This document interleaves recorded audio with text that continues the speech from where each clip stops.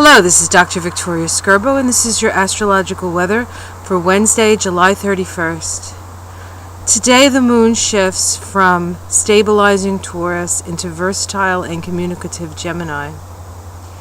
Now, we've actually had quite a few realizations over the last few days, and the moon in Gemini, we feel the need to find emotional security through communicating what we know. And yet, the moon in Gemini doesn't get an easy run of it today. Its first aspect is actually a square to Neptune. Let me make sure that's true. Yes, actually that square to Neptune happens later in the evening, Eastern time. But the square to Neptune deals with the wanting to take an action, and with the moon in Gemini, the action would be talking about our spiritual insights, and yet the ability to find the proper language for that may be difficult, and so we may feel a little bit frustrated. We have had some perhaps utopian ideals, seen a couple of things, the possibilities of life, and we want to act on those because it'll really just make us feel better. And it's a little bit difficult to do that today. The moon also makes an inconjunct to Saturn. That also happens in the evening in the east. Excuse me. And the inconjunct reminds us that there are limitations to our resources.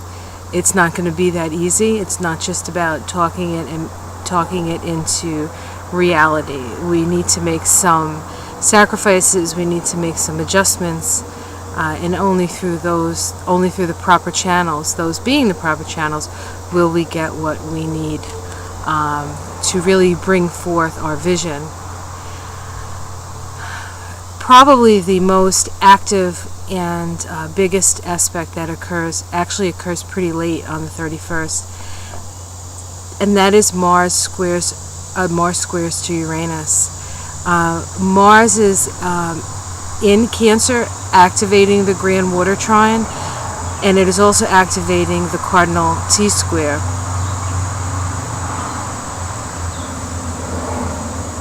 Busy day today on Main Street. The Cardinal T-square is about moving forward, evolving. It's the thing that pushes us.